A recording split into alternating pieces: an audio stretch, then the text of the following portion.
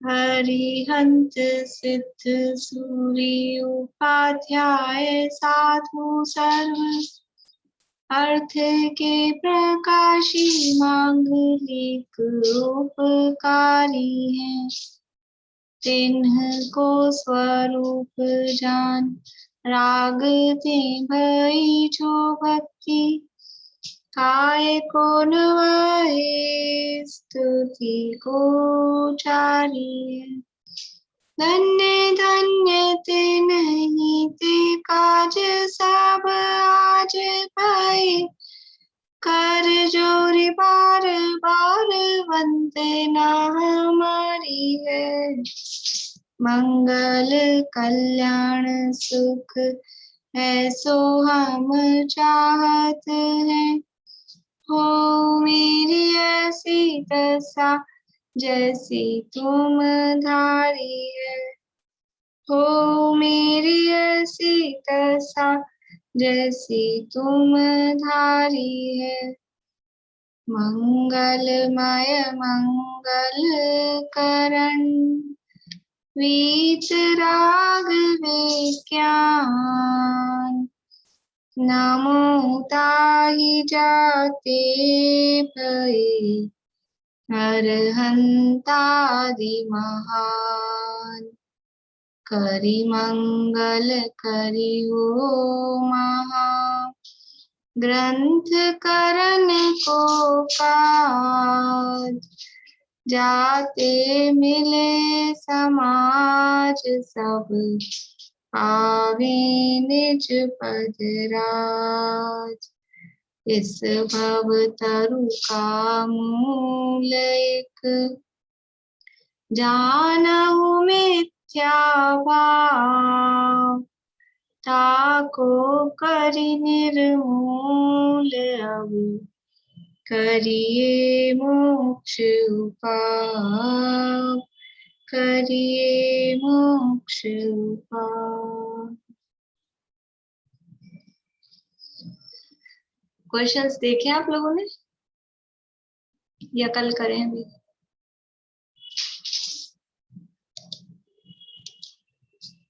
किन किन ने कर देख लिए हैं? हाथ खड़ा करना।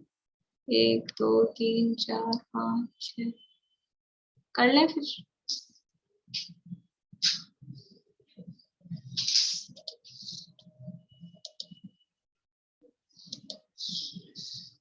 देखिए क्वेश्चन नंबर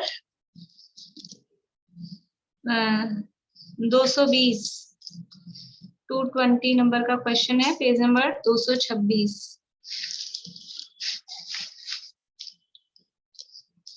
आश्रव तत्व संबंधी अन्यथा श्रद्धान के मुख्य बिंदु बताइए।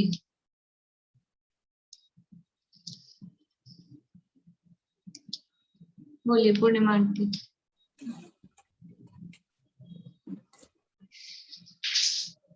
आश्रव तत्व संबंधी अन्यथा श्रद्धान आश्रव तत्व में जो हिंसा आदि रूप पाप आश्रव है उन्हें तो हे जानता है, और आश्रव अहिंसा आदि रूप पुण्याश्रव है उन्हें उपादेय मानता है। दूसरा, सर्व जीवों के जीवन मरण सुख दुख अपने अपने कर्म के निमित्त से होते हैं। जहाँ अन्य जीव के कार्यों का करता हो वह मिथ्यावस्थान है। तीसरा, वहाँ अन्य जीव बुलाने अथवा सुखी करने का व्यवस्था है वह तो पुण्य का कारण। आवाज अलग आ रही, क्या आवाज आ रही ना? एक मिनट आवाज। हाँ बोलिए।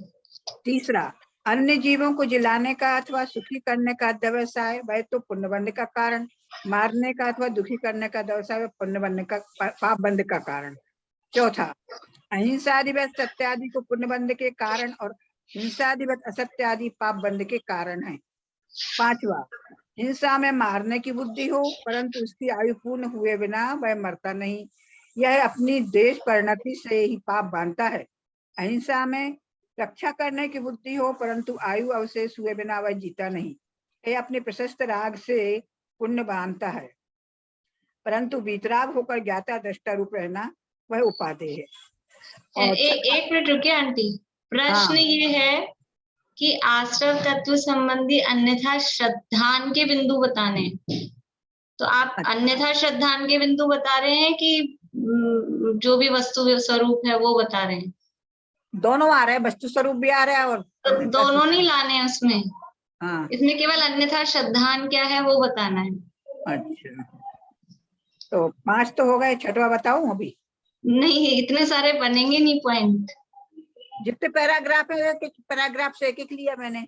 नहीं नहीं, तो एक एक पैराग्राफ मिथ्या श्रद्धान का थोड़ी ना है, वो तो फिर पंडित जी समझा रहे हैं बात। श्रद्धान तो ये 2-3 से मैं बता रही हूँ, श्रद्धान तो मेन एक लाइन में बता दिया, और बाकी तो सब उसके श्रद्धान के भाई इसका श्रद्धान क्यों ये गलत है उसको बताने के लिए बता रहे हैं बाकी बातें तो। मिथ्या व्यवसाय है, मिथ्या व्यवसाय, ऐसा तो बार बार किया है उन्होंने, रिपीट। तो वो उसी एक ही बात को समझाने के लिए वो बता रहे हैं। अच्छा, ठीक है। बोलिए अनीता आंटी, बोलिए। तो इसमें अहिंसा आदि रूप तो पुण्य आश्रम को उपादेय मानता है, और उपादेय मानता है, और पाप आश्रम को हे मानता है, जबकि दोनों ही आश्रम है और बंध के कारण है। मिथ्यात अवृत्ति कषाय योग को बाह्य रूप तो जानता है, परंतु उसका अंतरंग रूप नहीं पहचानता, इसलिए वो मिथ्यात ही रहते हैं। बढ़िया, ये दो पॉइंट हैं। मतलब पहला पॉइंट तो ये है, अहिंसा आदि को उपादेय मान रहा है, हिंसा आदि को हे मान रहा है, जबकि दोनों ही आश्रम हैं। अब ये बाकी जो सारे पैराग्राफ में से जो ये सुख दुख जीवन मरण है, ये सारी बातें उसी बात को समझाने के लिए बताई गई है आगे, उसी का विस्तार है, पॉइंट नया नहीं बना उसमें, मेन बात तो उसमें वही आ रही है। और फिर दूसरा पॉइंट की जो आश्रम के भेद हैं, मिथ्यात्ववृत्ति कषाय योग, इनको बाह्य रूप मानता है, इनके अंतरंग भावों की जाति को नहीं पहचानता, ये एक मुख्य पॉइंट हो गया। फिर वो आगे भी विस्तार जो किया है, मिथ्यात्व को किस रूप में, अविरति को किस रूप में, वो उसका विस्तार है। तो मुख्य बिंदु इसमें 2 हैं, आश्रव तत्व संबंधी, अन्यथा श्रद्धान। हिंसादिवत अहिंसादि भी है क्यों है, स्पष्ट कीजिए। बोली वर्षा भाभी। अहिंसावत सत्यादि तो पुण्य बन का कारण है, और हिंसावत असत्य आदि पाप बन का कारण है। एक तो पुण्य का कारण है और एक दूसरा पाप बन का कारण है, लेकिन दोनों ही मिथ्या व्यवसाय है, इसलिए वे त्याज्य है। इसलिए हिंसाविदित अहिंसा आदि को भी बंध का कारण जान के हे जानना चाहिए। ठीक है, और किसी को कुछ बताना है इसमें? हाँ बेला भाभी, कुछ अलग लिखा है आपने? बस यही कि इसमें दोनों ही कर्म बंध के कारण है, इसलिए इन दोनों को ही। हाँ नहीं, वो तो है, मैं तो कुछ और, कभी कभी ऐसा होता है ना, हमने कुछ ऐसा लिखा है इसलिए पूछ रही हूँ कि कुछ और बताना है। ठीक है, सही है जवाब। आगे, बंध का कारणभूत मिथ्याध्यवसाय क्या है? बंध का कारणभूत मिथ्याध्यवसाय क्या है? प्रीति। जब कोई जीव दूसरे जीवों के सुख दुख जीवन मरण इन कार्यों का कर्ता स्वयं को माने तो वह मिथ्या व्यवसाय है, जो कि बंध का कारण है, क्योंकि यह सभी कार्य तो जीवों की स्वयं की कर्मों के निमित्त से होते हैं। बहुत बढ़िया, समझ में आया? सही है सबका? जब अन्य जीवों के, एक जीव अन्य जीव के जीवन मरण सुख दुख का कर्ता बनता है, ये मिथ्याध्यवसाय, ये बंध का कारण है, क्योंकि हर जीव का जीवन मरण सुख दुख वो अपने कर्म के उदय के अनुसार होता है, किसी दूसरे के करने के अनुसार नहीं होता, इसलिए ये मिथ्या है, ये झूठी है ये मान्यता। अध्यवसाय शब्द का यहाँ क्या अर्थ है? निशांति। कोई भी किसी अन्य के कार्यों का कर्ता होता है, वही मिथ्या अध्यवसाय बंध का कारण है। यहाँ कर्तृत्व भाव ही अध्यवसाय। ठीक है, और किसी को कुछ कहना है?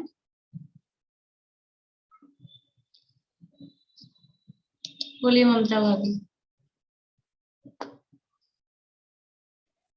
इधर अभिप्राय ले सकते हैं ना कि मारने का अथवा दुखी करने का अभिप्राय हो। अध्यवसाय शब्द का अर्थ है यहाँ अभिप्राय, तो वो अभिप्राय कर्तृत्व का भी हो सकता है, मतलब जो भी है जीवन मरण सुख दुख करने का अभिप्राय। अध्यवसाय शब्द का अर्थ है अभिप्राय, यह मिथ्या अध्यवसाय यानी मिथ्या जो अभिप्राय है वो बंध का कारण है। तो अध्यवसाय शब्द का अर्थ यहाँ अभिप्राय से लेना चाहिए।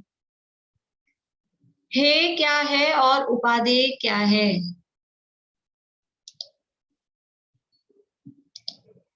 प्रमिला जी। हेय माने छोड़ने योग्य और उपादेय माने ग्रहण करने योग्य। यहाँ मोक्ष मार्ग में वितराग भाव निर्बंध होने से उपादेय है और राग भाव बंद होने से हेय। ठीक है, इसको और थोड़ा यानी आंसर तो आ गया पर थोड़ा और विस्तार दें तो हिंसा अहिंसा वाला। हाँ पारुल आपको बताना है और बोलो। भाभी जीव के जो भाव होते हैं हिंसा, किसी को बचाने के या किसी को मारने के, तो वो जीव के निमित्त मतलब वो नहीं कर सकता है, किसी को वो जीवन दे नहीं सकता है और आयु कम कर भी नहीं सकता है। परंतु ये दोनों भाव शुभ या अशुभ, जो दोनों भाव ही शुभ अशुभ भाव है यही बंध का कारण है, और वीतरागता पूर्ण जो शुद्ध भाव है वे मोक्ष का कारण है। ठीक है, यानी जो वीतराग भाव है वो उपादेय है और जो राग भाव है वो हे है। ये तो टू द पॉइंट आंसर हो गया। लेकिन वो राग भाव में क्या क्या लेना है कि हिंसादि रूप जो पाप भाव है, अशुभ राग है, अशुभ भाव है, वो भी हे है, और उसी के समान जो अहिंसादि रूप शुभ भाव है वो भी हे है, क्योंकि वो दोनों बंध के कारण है। जब तक निर्बंध दशा न हो तब तक क्या करें? किसका नंबर नहीं आया? हाँ समीक्षा। जब तक निर्बंध दशा ना हो तब तक प्रशस्त राग रूप को प्रवर्तन करो, परंतु श्रद्धांत तो ऐसा रखो कि ये ही बंध का कारण है। बढ़िया, लेकिन प्रश्न में ये था करो नहीं, प्रश्न में ये था क्या करें, हम क्या करें। तो प्रशस्त राग रूप प्रवर्तन करें, दूसरों को उपदेश नहीं देना है, खुद को करने की बात है। बढ़िया, सही है, जवाब सही है। जब तक वीतराग दशा ना हो तब तक तो प्रशस्त राग रूप प्रवर्तन करें, लेकिन श्रद्धान कैसा रखें? इस श्रद्धान में उसे भी हे ही माने कि यह भी छोड़ने योग्य ही है, क्योंकि श्रद्धान में यदि उसे मोक्ष मार्ग माना मतलब उसे उपादेय मान लिया कि ठीक है तो करने योग्य है, तो फिर मिथ्या दृष्टि है। क्योंकि ये मोक्ष मार्ग और संसार मार्ग ये श्रद्धान से ही है। श्रद्धान बदला तो मोक्ष मार्ग और श्रद्धान बदला तो संसार मार्ग। तो श्रद्धान क्या है? बाहर से क्या कर रहे हो उससे मोक्ष मार्ग और संसार मार्ग इतना प्रभावित नहीं होता है, नहीं कहा जाएगा। लेकिन मान्यता क्या है, श्रद्धान क्या है, उससे मोक्ष मार्ग और संसार मार्ग बनता है। बड़े इतने दिए ना मैंने, अभी आगे भी दे दिए क्या?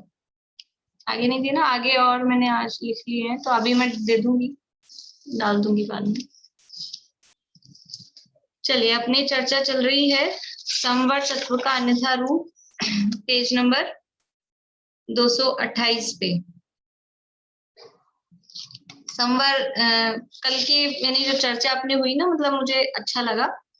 आप लोगों को पता नहीं कितना क्या खुलासा हुआ, लेकिन चर्चा करते हैं, कुछ प्रश्न आते हैं, कुछ तो विशेष बात समझ में आती है। मतलब कि ये संवर तत्व संबंधी भूल क्या है असली में, कि आश्रव को संवर जाना, एक भजन है, उसका अंतरे में यही लाइनें हैं। आश्रव को संवर जाना, बंध से ही मुक्ति माना। आगे की लाइन मुझे नहीं आ रही कि माने हैं इससे धर्म ध्यान, तो किसी दूसरे का है लेकिन वो जोड़ देती हूँ। माने हैं इससे धर्म ध्यान, कैसे बनेगा भगवान। ये भजन है रमेश जी लवाण वालों का। देखो शुरू की लाइनें भी याद नहीं आ रही मुझे, किसी को ध्यान नहीं आ रहा? चलो याद आएगा तो बताऊंगी। वो अच्छा भजन है। हाँ, मुश्किल से नर्तन पाया, नर्तन में पाप गवाया, नर्तन में पाप कमाया, मुश्किल से नर्तन पाया, नर्तन में पाप कमाया। बहुत दिन हो गए गाए हुए तो याद नहीं आ रहा। कैसे बनेगा भगवान, ऐसी है उसमें लाइनें। आजकल भजन वजन का प्रोग्राम ही नहीं हो रहे ना, कुछ भी तो भूल जाते, गाने में ही नहीं आते। अच्छा भजन है, उसमें बिल्कुल यही शब्द हैं, आश्रव से संवर माना और बंध से ही मुक्ति माना। तो ये मिथ्या, यहाँ 7वें अधिकार वाली भूल है कि आश्रव को संवर मान लिया। जो शुभ आश्रव था उसको आश्रव माना नहीं, और उसको संवर मान लिया, उससे धर्म मान लिया। लेकिन ये हो नहीं सकता। क्यों नहीं हो सकता? कि जो संसार का कारण है वो मोक्ष का कारण, और जो मोक्ष का कारण है वो संसार का कारण। एक ही कारण से संसार भी हो और मोक्ष भी हो, ऐसा पॉसिबल नहीं है, ऐसा संभव नहीं है। बोलिए निशांत। वो अपना अंश पर में मिलाना, पर का अंश अपने में मिलाने के उदाहरण बोलने हो तो बोल सकते। बोलिए। अच्छा, मैंने अपने बच्चों को अच्छे से पढ़ा लिखा के अच्छे संस्कार दिए, वे अच्छे नागरिक बन गए। ठीक है, तो मैंने अपना अंश पर में मिलाया, ये इसकी।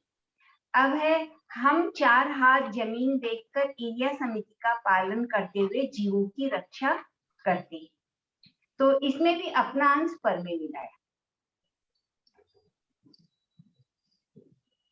मैं जीवों की रक्षा करता हूँ, मतलब रक्षा करता, तो यानी रक्षा करता हूँ मतलब उनको सुखी करता हूँ, ऐसा भाव हुआ। ठीक है। अब पर का अंश अपने मिलाने का है, खट्टी इमली खाने से मेरे दांत खट्टे हो गए, तो पर का अंश मैंने अपने में मिलाया। सारे उदाहरण तो सब बोल चुके हैं। तो आपने जल्दी नहीं बनाए? इमली से दांत खट्टे हुए, लेकिन वो दांत किसके हैं? लेकिन मैंने तो अपने दांत बोला ना। हाँ, तो वही तो वो अपने में मिलाया मैंने। यहाँ हम भेद विज्ञान की बात कर रहे हैं, तो वो दांत अपने, हम दांतों को अपना बनाएंगे तो मैं खट्टी हो गई, मैं खट्टी हो गई ऐसा कहें तो पर का अंश अपने में मिलाया, ऐसा हम कह सकते हैं। चाय पी पी के मैं काली हो गई, ऐसा कोई कहे तो पर का अंश अपने में मिलाया। इमली खा खा के मैं खट्टी, अब मैं खट्टी तो कोई कहता नहीं है। दांत खट्टे कहेंगे तो फिर अंश नहीं मिलेगा, वो तो दांत हुए ना, आप थोड़ी ना खट्टे हुए, आप दांत हो क्या, तो ये नहीं बनेगा फिर। हाँ, शास्त्र स्वाध्याय करने से मुझे ज्ञान प्राप्त हुआ, पर का अंश मैंने अपने में।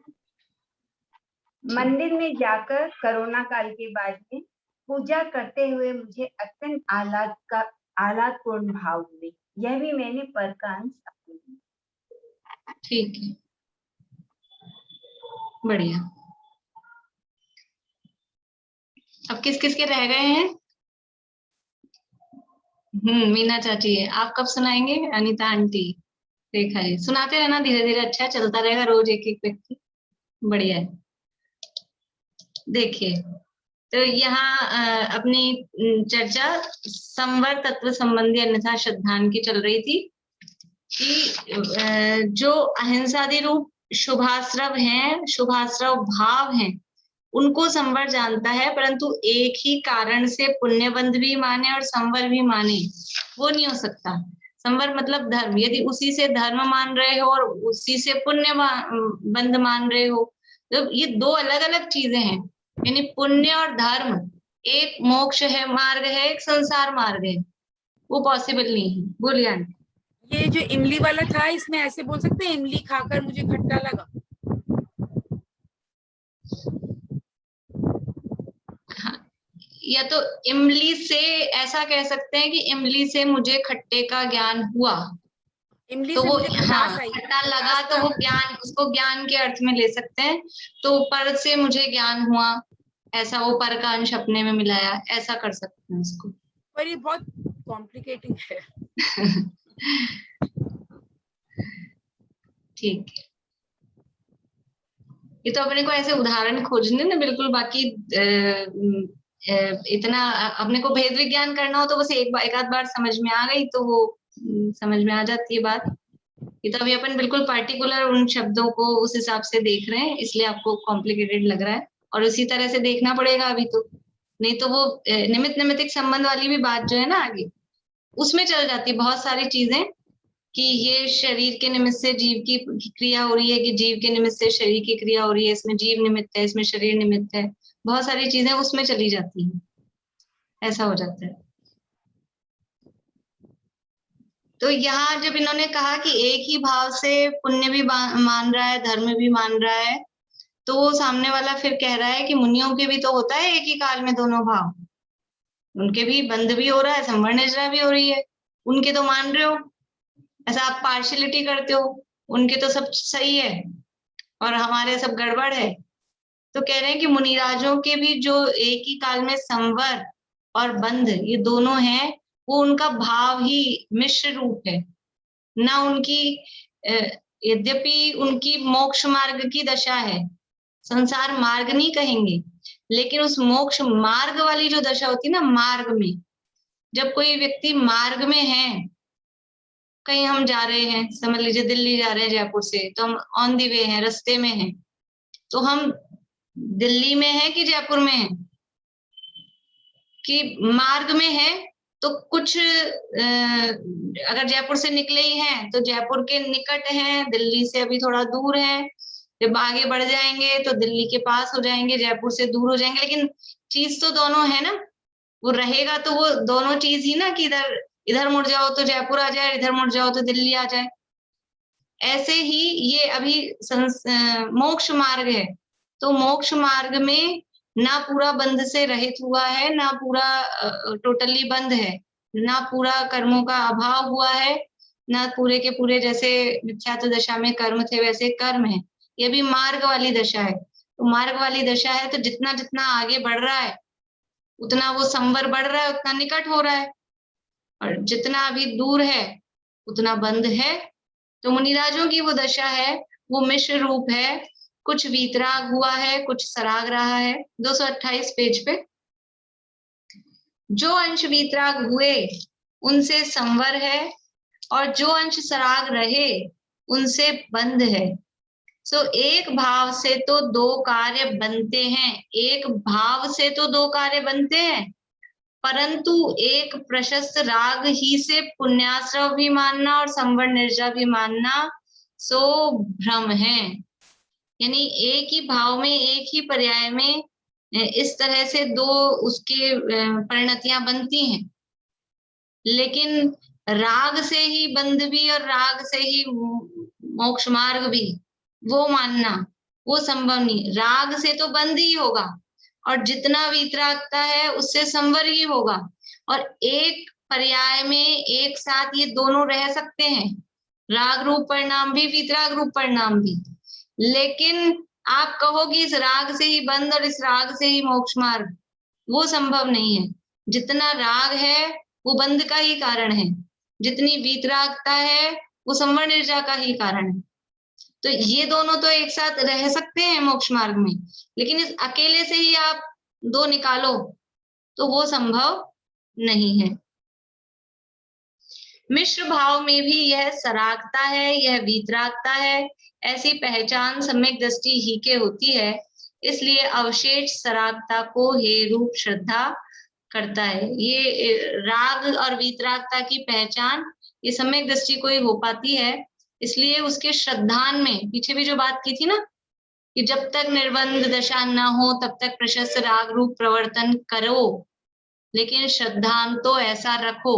तो सम्यक दृष्टि के जब तक पूर्ण निर्बंध दशा नहीं है तब तक इस राग रूप, प्रशस्त राग रूप, दशा रूप प्रवर्तन करता है, लेकिन श्रद्धान कैसा रखता है कि श्रद्धान में उसे हे ही मानता है, चाहे मुनिराज हो, चाहे चौथे गुण स्थान वाले हो, चाहे पंचम गुण स्थान वाले हो, श्रद्धान में उस राग को हे ही मानते हैं। मिथ्या दृष्टि की ऐसी पहचान नहीं है, इसलिए सराग भाव में संवर के भ्रम से प्रशस्त राग रूप कार्यों को उपादेय रूप श्रद्धा करता है। और मिथ्या दृष्टि क्या समझ रहा है, सरागता वीतरागता की पहचान है नहीं, इसलिए वो प्रशस्त राग रूप कार्यों को ही वो संवर मान के उनको उपादेय रूप से श्रद्धा करता है, ये श्रद्धान उसका मिथ्या है, श्रद्धान में गड़बड़ है। बोलिए ममता भाभी। यहाँ इन्हें कहा ना, जैसे सो एक भाव से तो दो कार्य बनते हैं, तो इधर भाव से क्या मतलब है? और प्रशस्त राग भी तो भाव ही है ना। या एक भाव मतलब एक पर्याय में, ऐसा समझना। भाव का अर्थ पर्याय, एक पर्याय में दो काम हो रहे हैं, राग रूप भी और वीतराग रूप भी। कल भी मैंने कहा था पर्याय एक ही है, चारित्र गुण की पर्याय एक समय में कितनी होगी किसी जीव के? एक समय में पर्याय एक ही है, उस एक ही पर्याय में राग रूप और सराग वीतराग रूप, ये दोनों धाराएं, इसका नाम है मिश्र भाव। इसलिए ये भाव है ना, एक ही भाव से, वो मिश्र भाव, उसका नाम है मिश्र भाव। तो इससे ये एक ही पर्याय, एक भाव से तो दो कार्य बन रहे हैं। उस मिश्र भाव रूप जो पर्याय है उसमें राग वाला भी और वीतराग वाला भी, उसमें बंध का काम भी और संवर्ण का काम भी, वो तो बन रहे हैं। लेकिन एक अकेली राग रूप पर्याय आप लो और उससे आप कहो कि बंध भी हो रहा है और संवर्ण भी हो रहे हैं, वो पॉसिबल नहीं है। एक मिश्र भाव रूप पर्याय जो ली उसमें तो पॉसिबल है, लेकिन केवल प्रशस्त राग ही माना कि राग ही है केवल, और फिर उस राग से बंध भी मान रहे हैं और मोक्ष भी मान रहे हैं, तो वो संभव नहीं है। ठीक है।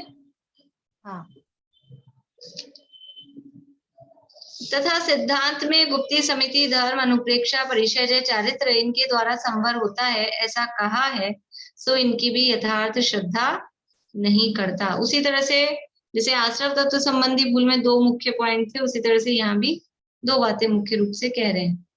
किस प्रकार सो कहते हैं गुप्ती? गुप्ती किसे कहते हैं? हमसे पूछा जाए गुप्ती किसे कहते हैं, बोलो पारुल, गुप्ती किसे कहते हैं?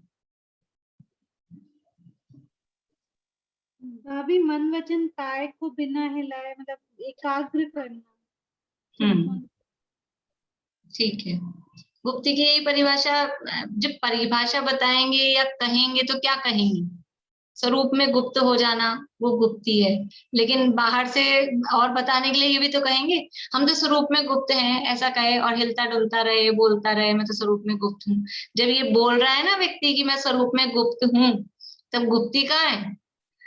कोई ये बोले कि आज मेरा मौन व्रत है, आज मेरा मौन व्रत है, तो आप अपने मुंह से कह रहे हो मेरा मौन व्रत है, तो मौन कहाँ है? आप तो बोल रहे हो।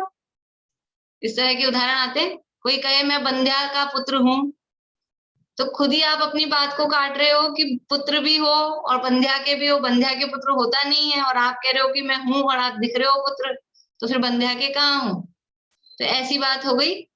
कोई कहे कि गुप्ती, लेकिन बताया ऐसे ही जाता है कि मन वचन काया की प्रवृत्ति को रोक कर और फिर स्वरूप में लीन होना, वास्तव में दोनों का कॉम्बिनेशन बनाए कि बाहर से मन वचन काया की प्रवृत्ति रुके और उस पूर्वक आत्म स्वरूप में गुप्त हो जाना, उसका नाम गुप्ती है। ये क्या मानता है?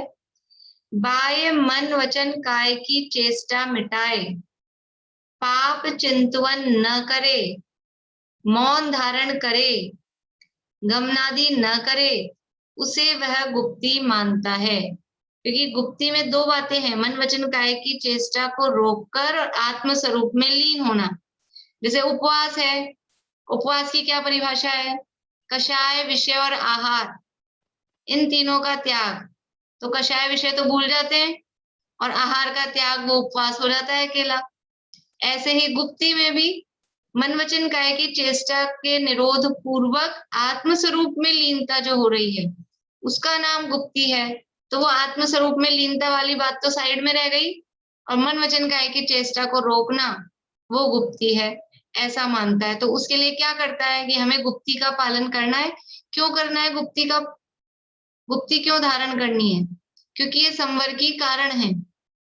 स गुप्ती, समिति, धर्मानुप्रेक्षा, परिचय, जय, चारित्र, यानी ये संवर है वो गुप्ती से, समिति से, धर्म से, अनुप्रेक्षा से, इनसे होता है, संवर के कारण है। और हमें संवर करना है, इसलिए हमको गुप्ती करनी है। तो क्या करता है कि मन वचन काय की चेष्टा को मिटाए, बाह्य, बाहर में, केवल बाहरी मन वचन काय की चेष्टा को रोक लिया है, क्या कैसे रोक लिया है? मन से क्या कर रहा है? पाप चिंतवन न करे।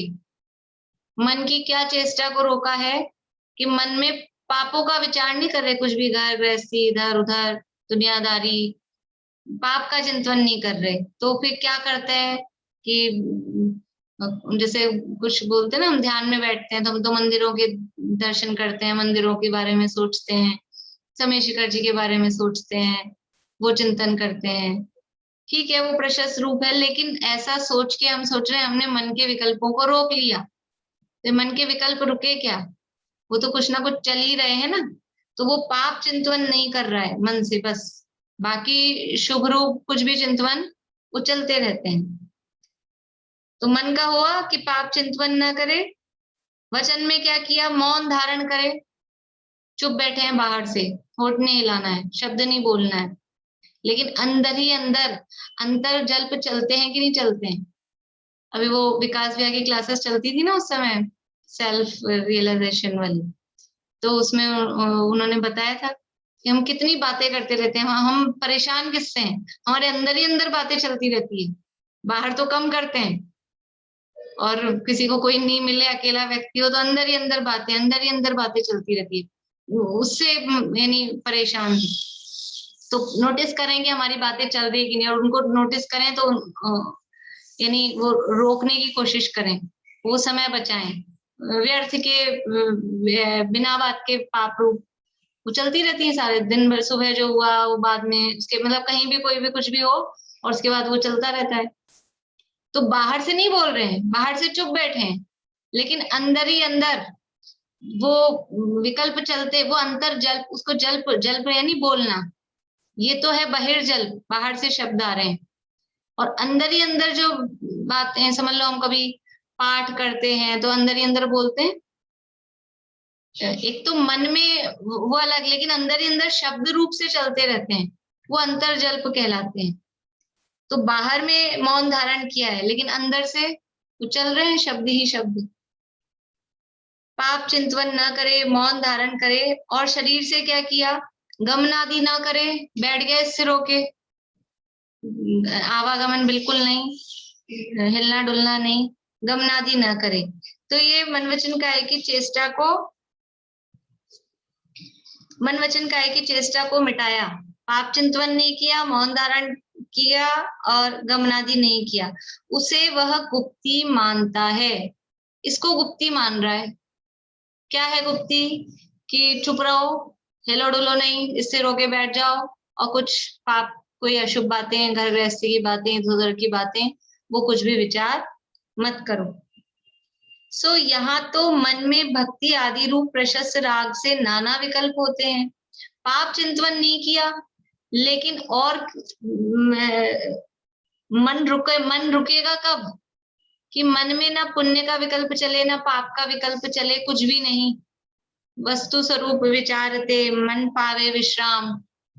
वो मन विश्राम को नहीं पाता है, मन में दूसरे विकल्प शुभ भाव रूप भक्ति के और जो भी मैंने कहा ना, मंदिरों के दर्शन करने के आ रहे हैं कहीं के, और दूसरे कोई ज्यादा गहराई में उठे तो कोई शास्त्रों के शब्दों को लेके, गाथाओं को लेके, शक्तियों को लेके, पर वो चल क्या रहे हैं?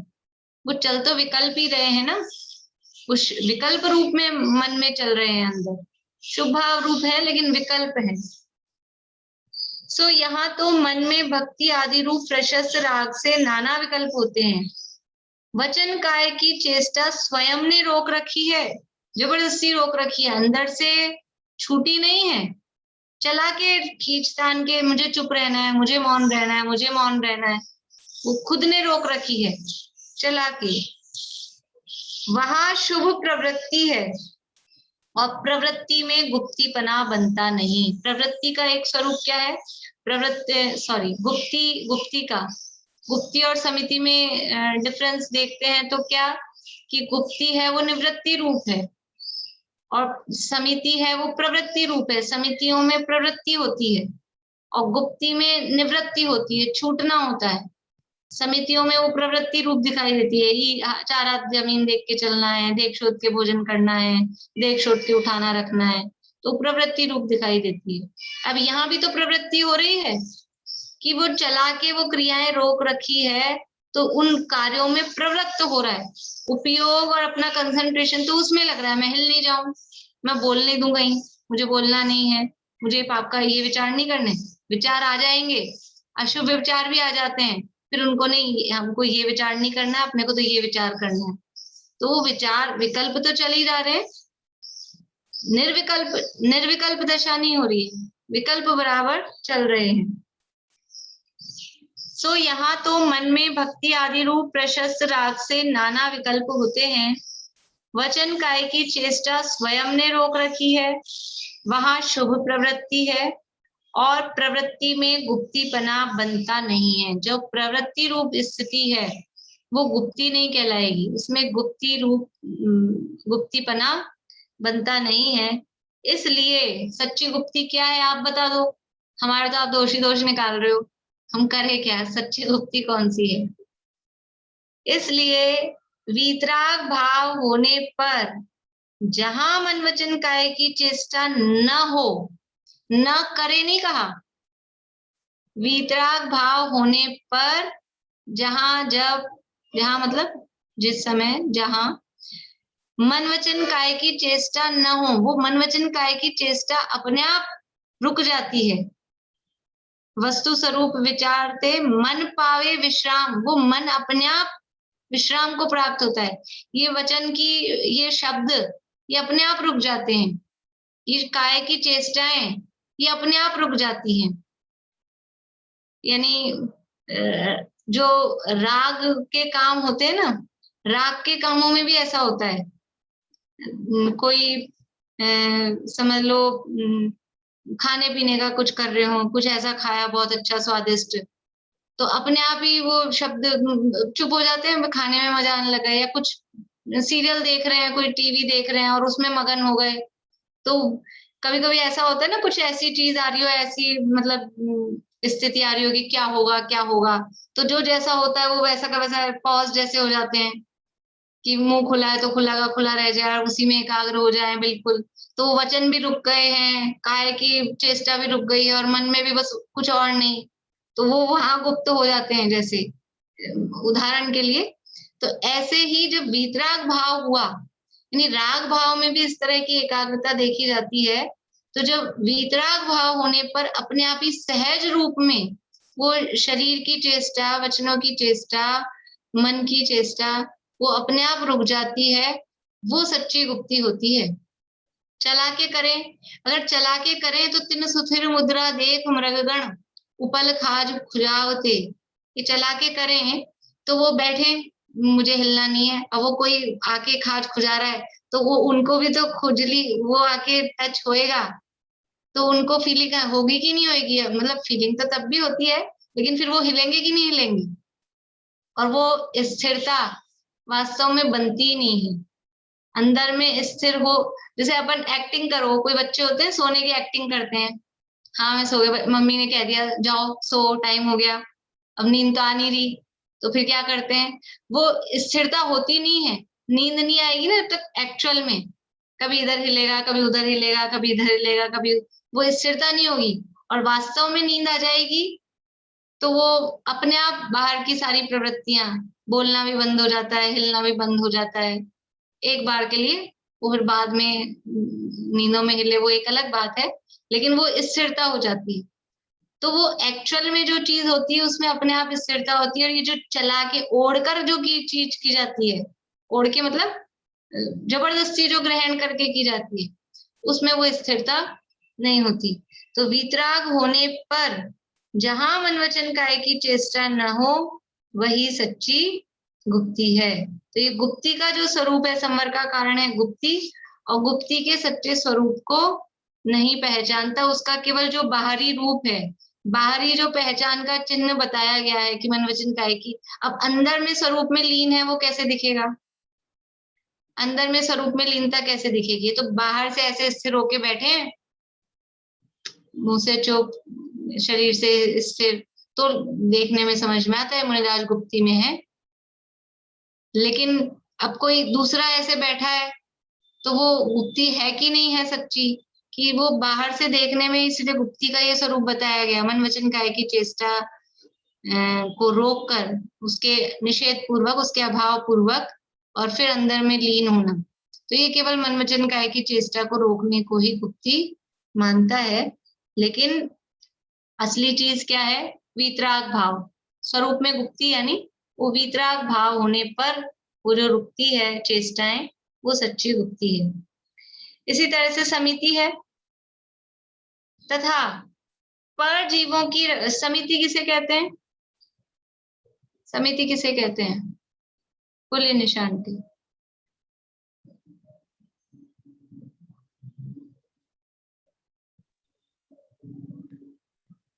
एक मिनट। समिति अपनी समिति प्रवृत्ति पूर्वक होती है। एरिया समिति, एषणा समिति, भाषा समिति, एरिया, एषणा, भाषा, आदान निक्षेपण, व्युत्सर्ग है। तो सामने 4 हाथ जमीन देख के चलना इत्यादि समिति कहते हैं। ठीक है, हाँ बोलिए रेखा जी।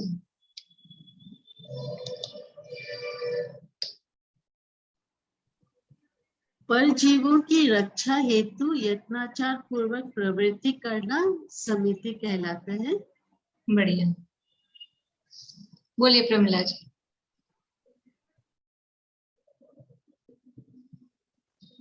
स्वभाव में लीनता पूर्वक बाहर प्रमाद रहित और यत्नाचार पूर्वक प्रवृत्ति कर। बहुत बढ़िया, बोलिए मीना चाची।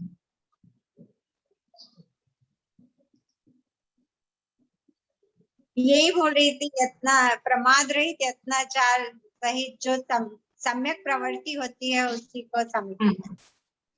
समिति का शब्दार्थ करें, जैसे गुप्ती यानी गुप्त होना, तो समिति का अर्थ है सम्यक प्रवृत्ति, सम्यक रूप प्रवृत्ति। और कहाँ प्रवृत्ति की? वो भी प्रवृत्ति वास्तव में स्वरूप में ही है।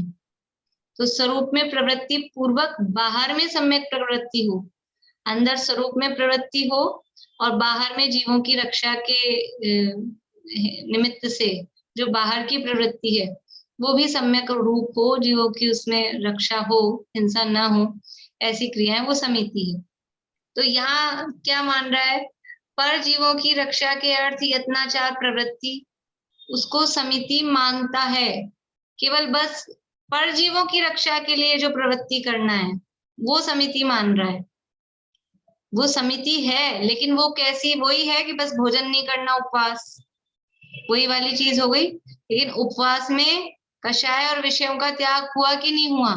आत्मा की निकटता हुई कि नहीं हुई? ऐसे ही पर जीवों की रक्षा के रूप लिए जो प्रवृत्ति हो रही है वो समिति है, लेकिन उससे पहले वो सम्यक इति अंदर स्वरूप में गमन करना, वो स्वरूप में गमन हुआ कि नहीं, स्वरूप में प्रवृत्ति हुई कि नहीं, स्वरूप में प्रवृत्ति पूर्वक बाहर में परजीवों की रक्षा का जो उद्देश्य है वो वास्तव में सच्ची प्रवृत्ति समिति होती है। तो केवल परजीवों की रक्षा के अर्थ यानी रक्षा के लिए यत्नाचार प्रवृत्ति, यत्नाचार मतलब सावधानी पूर्वक, यत्नाचार सावधानी पूर्वक जो क्रियाएं कर रहे हैं, प्रवृत्ति जो क्रियाएं कर रहे हैं उनको समिति मानता है।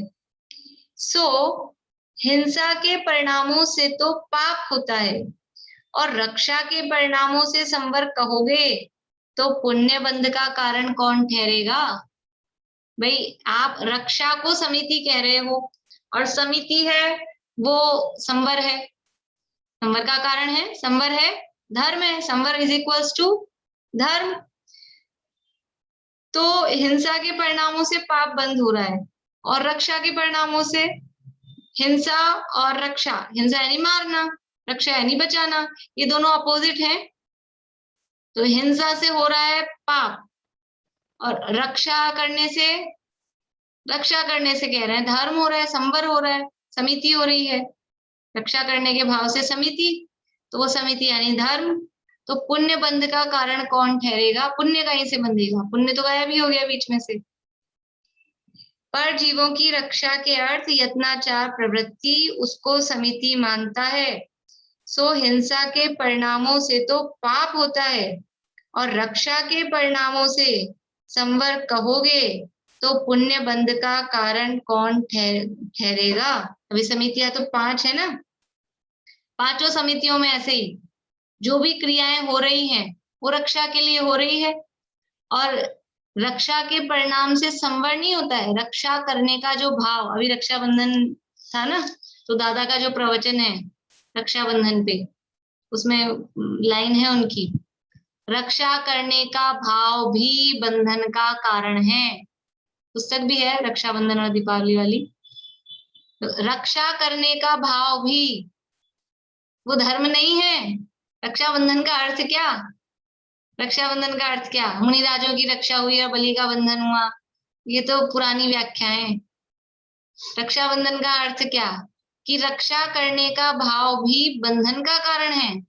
कि रक्षा करने का जो भाव आ रहा है, विष्णु कुमार मुनिराज को रक्षा करने का भाव आया, उससे हुआ क्या कि उनको बंध ही हुआ कर्म का। भूमिका से नीचे गिरे और फिर कर्म का बंध हुआ। यद्यपि वो बाद में कर्मों का भाव उन्होंने कर दिया, वो एक अलग बात है, लेकिन उस समय देखा जाए तो वो भाव भी, क्योंकि वो शुभ भाव है और उस शुभ भाव को ही धर्म मान रहा है, उसी को समिति मान रहा है। ये तो मुनिराजों की रक्षा करने का भाव हो, चाहे जीवों की रक्षा करने का भाव हो। समय सार में गाथा है, अभी मैंने इसी में किसी प्रकरण में पीछे कही थी आपको।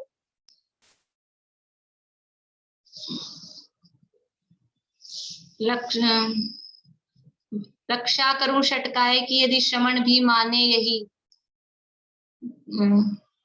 विष्णु कहे, फिर गाथा में चूक रही हूँ, यानी जगत में जिस प्रकार से विष्णु कहता है कि मैं जगत की रक्षा करता हूँ, जगत में दुनिया में ऐसे कहते हैं ना, विष्णु भगवान वो जगत की रक्षा करते हैं, और मुनिराज ये कह रहे हैं कि मैं जीवों की रक्षा करता हूँ ईर्ष्या समिति पूर्वक चल के। तो इन दोनों में कोई अंतर नहीं है। वो मुनि और वो विष्णु की मान्यता जो ग्रहित मिथ्यात्व वाली है, इन दोनों मान्यताओं में कोई अंतर नहीं है, क्योंकि वो मान्यता वो कर्तृत्व बुद्धि वाली है। और यहाँ कह रहे हैं कि रक्षा करने का भाव आ रहा है, रक्षा कर सकता हूँ, ये मान्यता तो मिथ्यात्व ही है, और मैं जीवों की रक्षा करूं इस भाव को धर्म मान रहा है, तो वो भी मिथ्यात्व है। क्योंकि जीवों की रक्षा करने का भाव वो बंध का कारण है। मानना क्या, भाव आ रहा है उसका निषेध नहीं है, भाव तो आएगा, लेकिन मानना क्या है कि ये मैं जीवों की रक्षा करने का भाव मुझे आ रहा है, ये भी बंध का कारण है। विष्णु कुमार मुनिराज को पता नहीं था कि मैं ये जो काम कर रहा हूँ, अपने को नहीं होता है पता। बहुत बार अपने को पता होता है कि अब हम ये किसी को कुछ कहेंगे, डांटेंगे, इसका उल्टा ही होगा, और थोड़ा कुछ ये चार कहेंगे, बहुत बार ऐसे पता होता है। बहुत बार हम नहीं भी कहते हैं ये सोच के, लेकिन फिर भी कभी कभार फिसल जाते हैं, तो फिर कुछ कह देते हैं।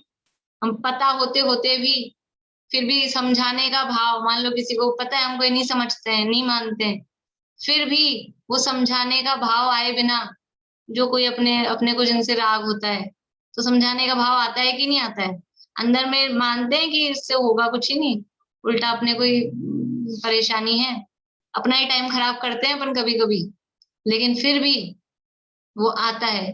तो ऐसा वो भाव आता है, वो अलग बात है। लेकिन श्रद्धान में क्या है कि श्रद्धान में उसे हे ही मानते हैं। अभी इसमें और है एक पैराग्राफ, अभी समय अपना हो गया, कल करेंगे इसकी चर्चा वापस से ऊपर से। बोलिए आंटी। मिथ्यात्व आदि विकारी भाव से अपनी आत्मा की रक्षा करना ही रक्षा बंधन है। फिर बोलिए भाभी, तो ये जो गुप्ती हुई एक तरह से शुद्ध भाव हो गए। जब आत्मा में लीन होते हैं तो अपने आप गुप्तियां बन जाती है। हाँ, मतलब यानी गुप्ती किनके कही जाती है, गुप्ती वास्तव में मुनिराज के कही जाती है। तो वहां जैसे चौथे गुण स्थान में कोई आत्मा में लीन है तो उसको गुप्ती नाम नहीं दिया जाता है, यद्यपि वो स्वरूप लीनता ही है।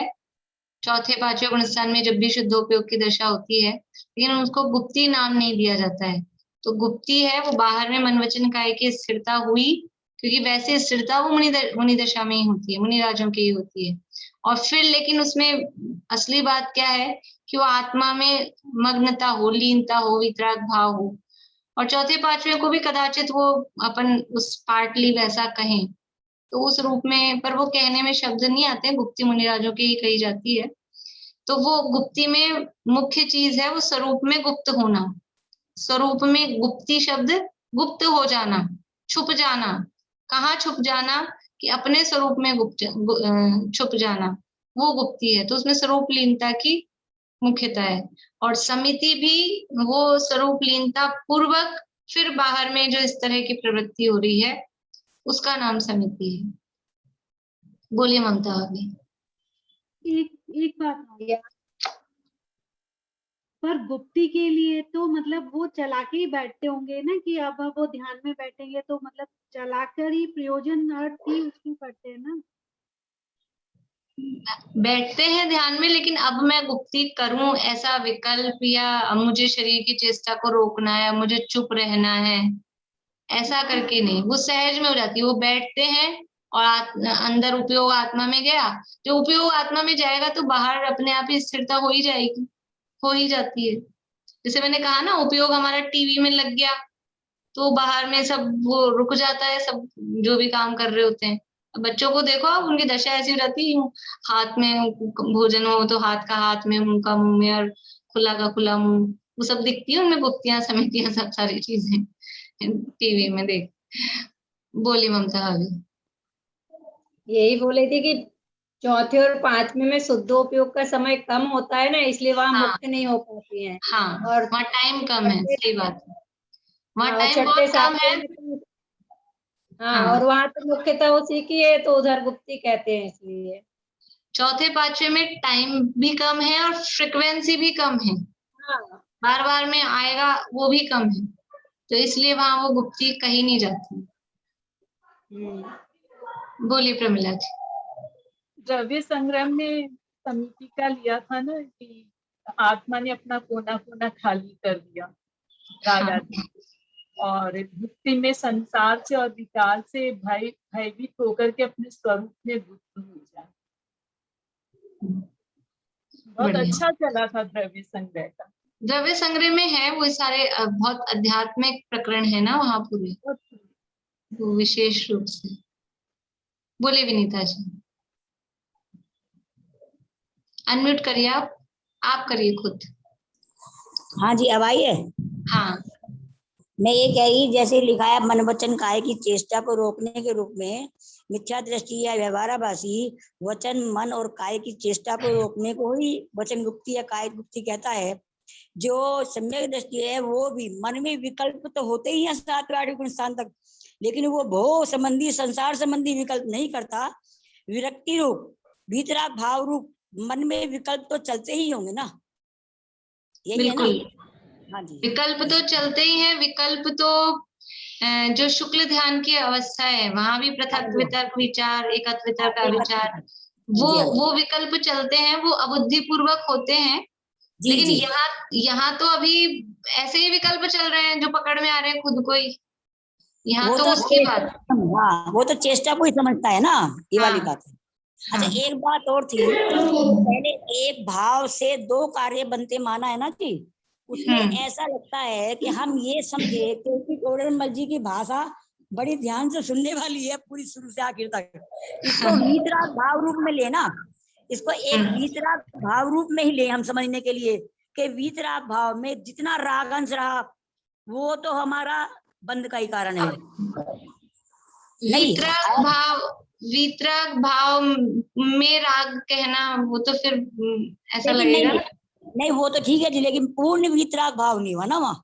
एक भाव कहने से तो इसीलिए उसको शब्द दिया है स्पेशल मिश्र भाव। हाँ, मिश्र भाव शब्द दिया उसको। हाँ, जो पहला एक भाव लिखा ना उसके साथ हम मिश्र भाव लिख ले तो ज्यादा अच्छा रहेगा अपने समझने के लिए। वहाँ अपन अपनी पुस्तक में लिख सकते हैं वो मिश्र भाव, तो अपने को क्लियर समझ में रहेगा, क्लियर हो जाता है। ठीक है, थैंक यू, बहुत अच्छा लगा। एक चीज और पूछना है। हाँ बोलिए। कि ये अगर संवर के भेद है तो चौथे गुण स्थान में तो संवर होता है ना। हाँ होता है ना। तो फिर गुप्ती मुनिराज की अपेक्षा से क्यों मुख्यता कही गई? क्योंकि संवर ही मुख्य रूप से मुनिराज के कहा जाता है। जब अपन तत्वों में ऐसे विभाजन करते हैं ना, संवर, देवशास, गुरु और सात तत्व, ऐसा अपन देखते हैं। तो जो देव हैं वो मोक्ष तत्व में, और मुनिराज हैं वो संवर निर्जा तत्व में। मुख्य रूप से संवर, चौथे गुण स्थान में संवर है, हमको तो वही बहुत दिख रहा है, लेकिन वहां मुख्यतः अगर मोक्ष मार्ग के जीवों में देखें तो वो सबसे जघन्य है, वो जघन्य अंतरात्मा है हीनता की अपेक्षा से। और गुप्ती समिति, ये जो क्रियाएं हैं ये मुनिराजों के ही मूल गुणों में कही गई है, श्रावकों के हैं भी नहीं, गृहस्थों के हैं भी नहीं, इसलिए भी ये गुप्ती समिति की जो बात आई है तो उनको मुनिराजों के साथ में जोड़ा है। संवर के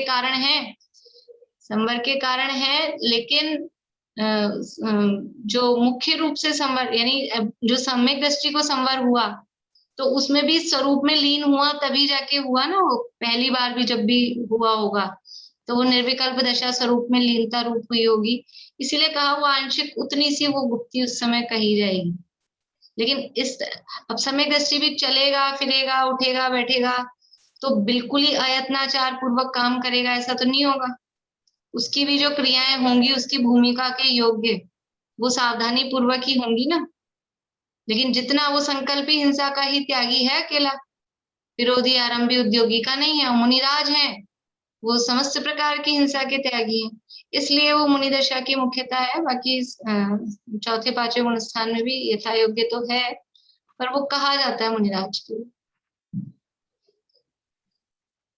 चलिए आज तो बहुत ज्यादा समय हो गया है, जल्दी से जिह्वाणी स्तुति कर लें।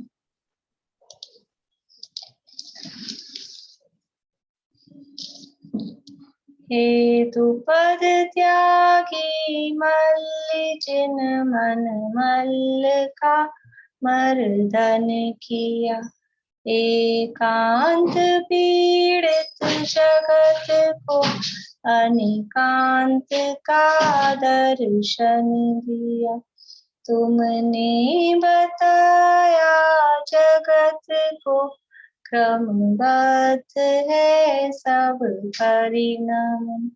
हे सर्वदर्शी सर्वज्ञानी नमन हो शत शत नमन।